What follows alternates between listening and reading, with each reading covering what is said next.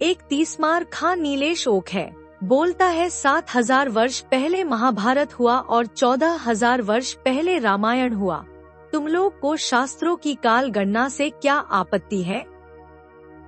जब स्वयं शास्त्र ने बताया है कि कब ये सब हुआ तो तुम लोग क्यों कंप्यूटर और मशीन लेके पहुंच जाते हो? पहले के सारे अवतारी आचार्य और अभी सारे प्रमाणिक आचार्य हमेशा कहते हैं कि महाभारत 5,000 वर्ष पहले हुआ और रामायण कल्प भेद से 1 करोड़ से 8 लाख वर्ष पहले हुआ। तो फिर तुम लोग अपने बेकार के सो कॉल्ड साइंटिफिक मेथड्स लेके क्यों पहुंच जाते हो? जिस आचार्य और गुरु परंपरा से शास्त्र तुम तक पहुंच सके उनकी बात नहीं मानते। शास्त्रों की बात गुरु, आचार्य और ऋषियों के मत से मानोगे ना? तुम अपना दिमाग क्यों लगाते हो? तुम्हारे सारे तथाकथित वैज्ञानिक उपकरण काल और गलत दृष्टि के अधीन हैं। सत्य सिर्फ शास्त्र चक्षु से जाना जाता है, मशीन से नहीं। मशीन बहुत से धारणा पे चलती है जो केस टू केस गलत भी हो सकता है, लेकिन सब जानते हैं कि शास्त्र की बात 100% परफेक्ट है। जैसे कोई रिसर्च विश्व स्तर पर पहचाने जाने के लिए सारे शीर्ष विद्वान हमें अप्रूवल और सर्टिफिकेशन देते हैं, वैसे ही पहले ये सारे नीलेश ओक जैसे विदेशगामी पतित हिंदू अपना काल गणना किसी परंपरा प्राप्त प्रमाणिक आचार्य से प्रमाणित करवाएं, फिर हम इनकी आगे की बात सुनेंगे।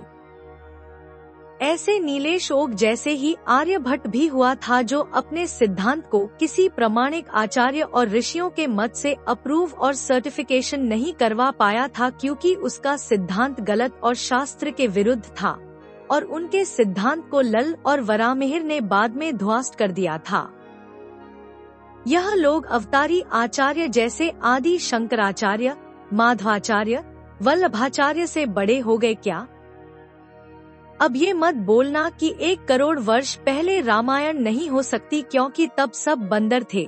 ये evolution, stone age, iron age, Vedic age, medieval age, modern age सब घोटाला है। यह सब बेकार के टाइम क्लासिफिकेशन 500 वर्ष पहले एक आसुरी एथिस्टिक एजेंडा लोगों पे थोपने के लिए फ्री मेसन्स और कई गुप्त संस्थाओं ने हमारे तथाकथित एजुकेशन सिस्टम में डाल दिया, ताकि एथिज्म लोग खुद बचपन से ही मानने लगे और कुछ लोग पूरे विश्व पे गुप्त रूप से कानून बना के शासन कर सके। फ्री मेसन्स और सीक्रेट सोसाइटी के बारे में और जानना हो तो ओडिसी और bichute.com में जाकर उनके बारे में वीडियोस देखो। यूट्यूब पे वो सारे वीडियोस डिलीटेड हैं। हमारा सनातन काल गणना ही सत्य है। हम युग, मनवंतर, कल्प के अनुसार काल गणना करते हैं जो सनातन सिद्धांत है। अगर तुम्हें मेरी बात पे विश्वास नहीं होता तो प्रवीण मोहन यूट्यूब चैनल के वीडियोस देखो, वहाँ तुम्हें पता चलेगा कि सब पहले एक ही सनातन धर्म मानते थे और विश्व के अनेकों देशों में पहले प्राचीन काल में एक ही सनातन संस्कृति ही थी। बाद में अब्राहमिक कल्ट जैसे यहूदी, ईसाई और मुसलमानों ने जहाँ जहाँ आक्रमण किया उस देश का प्राचीन सनातन संस्कृति मिटा दिया ताकि उनका मत लोगों पे थोपा जा सके। अगर तुम हिंदू हो तो शास्त्रों के प्रति आस्था लाना ही पड़ेगा। अगर आस्था है तो ये भी मनाना होगा कि शास्त्र अपौरुषेय है, किसी ब्राह्मण ने कल्पना करके वैदिक युग में नहीं लिख दिया था। मनु शत्रुपा हमारे आदि माता पिता हैं, बंदर भालू नहीं। हम तुम लोग जैसे बंदर पुत्र नहीं, ईश्वर और ऋषि की संतानें हैं। शास्त्र की काल गणना जानना हो तो शास्त्र के सिद्धांत से जानो, अपना बेकार का सिद्धांत मत दो। तुम्हारे सिद्धांत तुम्हारे मरने के बाद सरेगा, कोई नहीं पूछेगा। जैसे आर्य समाज को कोई भी सनातनी हिंदू ही नहीं मानता क्योंकि वह भी शास्त्र विरुद्ध है, और सनातन शास्त्रों से प्राप्त सारे कथाएं विश्व का असली इतिहास है, कोई माइथोलॉजी नहीं। सनातन सत्य है, कालातीत है, कोई 500 वर्ष पहले थोपा हुआ एजेंडा नहीं। आज हम दुनिया भर में कहते फिर रहे हैं कि धर्म में क्या रखा है, विज्ञान को पकड़ो, वैज्ञानिक बनो, विज्ञान श्रेष्ठ है। किंतु जो सनातन को जानता है वही सच्चा वैज्ञानिक है। विज्ञान कैसा हो? पापमनो हित्वा, पाप का नाश करने वाला हो। आज के मूर्ख वैज्ञानिक पाप के लिए ही विज्ञान को बढ़ा रहे हैं। हमारे यहाँ तो यज्ञ तक विज्ञान से ही होते हैं। विज्ञानन यज्ञं तनुते। इस विज्ञान को जो आज के वैज्ञानिक समझ रहे हैं, यह ऐसा ही नहीं है। अभी तो केवल चमड़े की आंखों और शरीर से देखे, सुने और समझे जाने वाले आधे भौतिक पटल पर विज्ञान के अति लघु प्रारूप पर अनुसंधान चल रहे हैं। वो भी ऐसे कि प्रत्येक 2-3 दशक में किसी का नियम, किसी का सिद्धांत गलत सिद्ध होकर नया सिद्धांत और रिसर्च आ जाता है। आदिदैविक आध्यात्मिक पटल के विज्ञान तक तो मनुष्य जा ही नहीं रहा, जहाँ तक हमारे महर्षि गए थे। विज्ञान के ध्यान चिंतन से ही ऋग्वेद, यजुर्वेद, सामवेद और चौया अथर्ववेद जाना जा सकता है। महाभारत, रामायण आदि इतिहास, श्रीमद्भागवत आदि पुराण, वैदिक और पौराणिक ज्ञान, मृत्यु के बाद की स्थिति को प्राप्त पितृगण, दिव्यलोकों के देवता, भूमि की खनिज संपदा, देवता, मनुष्य, पशु, पक्षी, विद्युत, कीट, पतंग, अणु परमाणु, सूक्ष्मदर्शी जीव, वायुमंडल, श्राद्धकल्प, व्याकरण आदि शब्द विधान, सामुद्रिक विज्ञान, भविष्य दर्शन, तर्कशास्त्र, आपदा प्रबंधन, वनस्पति, परिवहन, औषधि, प्रजनन, ब्रह्म विद्या, युद्धक हथियार, अंतरिक्ष, सौर मंडल, कृषि आदि से भोजन विज्ञान, चिकित्सा, धातु विज्ञान, यांत्रिकी, वास्तु विद्या, राजनीति, न्यायशास्त्र, संचार माध्यम, धर्माधर्म, कर्तव्य सबका ज्ञान केवल विज्ञान से ही संभव है। केवल वैज्ञानिक ही इनको जान सकता है। अब आप ही बताइए, क्या कुरान और बाइबल वाले लोग किसी भी प्रकार से ये बात अपने ग्रंथों से सिद्ध कर सकते हैं? हमारे यहाँ तो विज्ञान ही ब्रह्मा है। हाँ, लेकिन उसको अपने क्षुद्र नए नवेले मस्तिष्क से केवल किताब पढ़कर मनमाना अर्थ लगाकर नहीं, बल्कि योग्य शंकराचार्य, रामानुजाचार्य जी आदि की वेद, पुराण, तत्, स्मृति सम्मत गुरु परंपरा से प्राप्त उचित अर्थबल के माध्यम से धी का प्रयोग करते हुए समझना पड़ेगा। अधजल गगरी बनकर छलकना नहीं है।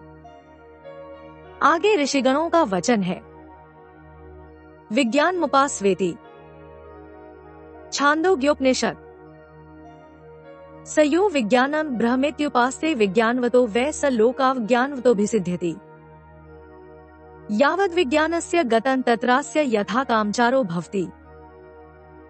छांदोग्योपनिषद। जो व्यक्ति इस विज्ञान रूपी ब्रह्मा की उपासना करता है, यह वैज्ञानिक कहाता है, वही इस संसार में बुद्धिमान, विद्वान, ज्ञानवान कहाता है। वह अपनी इच्छा के अनुसार कार्य करने में समर्थ होता है। इसीलिए विज्ञान को जानना चाहिए, विज्ञान की उपासना, अनुसंधान करनी चाहिए, विज्ञान को सिद्ध करके ब्रह्मबोध का प्रयोग करके मोक्षकाम होना चाहिए।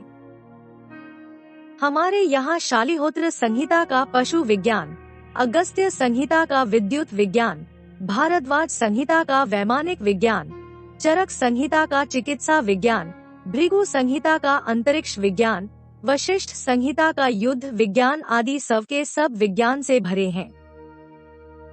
भगवान भी गीता में कहते हैं, ज्ञानन्तेह सविज्ञानमिदं वक्ष्यामि, मैं तुम्हें विज्ञान सहित ज्ञान का उपदेश कर रहा हूँ। हमारे यहाँ विज्ञान और धर्म भित्र हैं ही नहीं, किंतु यह ध्यान में रहे कि जो पाश्चात्य म्लेच्छ मंदबुद्धि कथित वैज्ञानिकों ने कहते रहते हैं और जिनके खुद के सिद्धांत और खोज हर 20-30 सालों में बदलते रहते हैं, उन गली के कुत्ते के समान लक्ष्यहीन केवल आधि भौतिक पटल पर विराजित अनुसंधानों को, जो कथित रूप से स्वयं को पूर्ण वैज्ञानिक मानते हैं, उनकी बातों की अपेक्षा सनातन के आधि भौतिक के साथ साथ आधिदैविक और आध्यात्मिक पटल पर विराजित कल्याणप्रद विज्ञान की और भी परंपरा के अनुसार, मर्यादा के अनुसार, अधिकृत रीति से तपोबल के माध्यम से अनुसंधान करें। मन की संकल्प विकल्प की अद्भुत शक्ति का प्रयोग करें।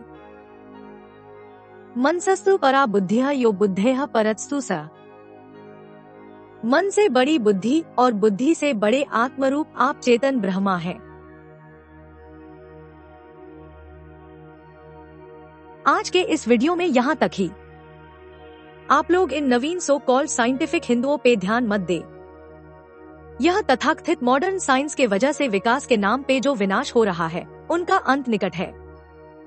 यह 500 वर्षों से थोपा हुआ मॉडर्न साइंस के सारे भ्रामक थ्योरीज आजकल कोई भी बुद्धिमान लोग एक्सेप्ट नहीं करते। यह मॉडर्न साइंस बहुत जल्द विनाश के ओर जाएगा। वैसे भी यह मॉडर्न फिजिक्स का फंडामेंटल रिसर्च मानो अटक ही गया है। पहले बोलते थे हिग्स बोसॉन पार्टिकल सबसे फंडामेंटल पार्टिकल है और उसे तो यह सन वालों ने गॉड पार्टिकल के नाम पे प्रचारित कर दिया और गॉड पार्टिकल के नाम पर लाखों करोड़ों का डोनेशन ले लिया। अब बोल रहे हैं कि हिग्स बोसॉन से भी छोटा पार्टिकल स्ट्रिंग है। अब तो कुछ लोग स्ट्रिंग थ्योरी के नाम पर टैक्स पेयर्स का पैसा लूट रहे हैं। यह मॉडर्न साइंस की ऐसी दुर्गति देख के कुछ साइंटिस्ट फिजिक्स छोड़ के मेटाफिजिक्स और क्वांटम साइंस के तरफ जा रहे हैं। और इस मेटाफिजिक्स और क्वांटम साइंस को समझने के लिए यह सारे वैज्ञानिक सनातन शास्त्र योग वशिष्ठ का ही स्वाध्याय करते हैं। हम उस मॉडर्न साइंस पे क्यों भरोसा करें जिसके सिद्धांत हर साल बदल जाते हैं। बुद्धिमान लोगों को पता है कि यह मॉडर्न साइंस के सारे रिसर्च और एक्सपेरिमेंट्स किनके द्वारा फंडेड होते हैं। असल में कोई नई बात लोगों पे थोपनी हो तो सारे अरबपति और सीक्रेट सोसाइटीज के लोग ज्यादा से ज्यादा फंड करवा के अपने मन मर्जी का रिसर्च अप्रूव करवा लेते हैं। Modern scientific research is highly influenced by money and muscle power. अगर विश्वास नहीं होता तो एक उदाहरण देता हूँ। आज से 40 वर्ष पहले जब सारे बड़े बड़े अरबपति को अपना सस्ता हानिकारक रिफाइंड ऑयल लोगों को ज्यादा दाम पे बेचना था, तब उन लोगों ने झूठी रिसर्च करवा के सारे डॉक्टरों को फंड करके लोगों तक यह बात पहुंचाया कि रिफाइंड तेल सेहत के लिए बहुत अच्छा है। आज से 40 वर्ष पहले डॉक्टर्स लोगों को हानिकारक रिफाइंड ऑयल ही रेकमेंड करते थे। लेकिन देखो आजकल के डॉक्टर्स लोगों को चिल्ला चिल्ला के बोलते हैं कि सबसे अच्छा ऑयल सिर्फ सरसों और नारियल का है। आजकल के डॉक्टर्स रिफाइंड ऑयल के जगह सरसों का तेल इसीलिए रेकमेंड करते हैं क्योंकि सारे बड़े बड़े अरबपति so called healthy natural life लोगों पे थोपने के लिए अपना प्रोडक्शन यूनिट रिफाइंड ऑयल से सरसों के ऑयल पर शिफ्ट करना चाहते हैं। लेकिन आपको पता ही होगा कि जो सरसों का तेल बाजार में यह बड़े अरबपति बेचते हैं वह रिफाइंड तेल जैसा ही है, बस पाम ऑयल में मस्टर्ड एसेंस डाल देते हैं। यह सब सुन के आप लोगों को तो यह बात पता चल ही गया है कि मॉडर्न रिसर्च कैसे किस कारण से अप्रूव होते हैं। मॉडर्न साइंस जैसा हमारा सनातन विज्ञान हर 10-20 साल में नहीं बदलता, सदा एक जैसा ही अटल सत्य रहता है। तो अपना आस्था शास्त्रों के पति लाइए। आज इतना ही। मिलते हैं किसी और एक नई वीडियो में। जय श्री राम, हर हर महादेव।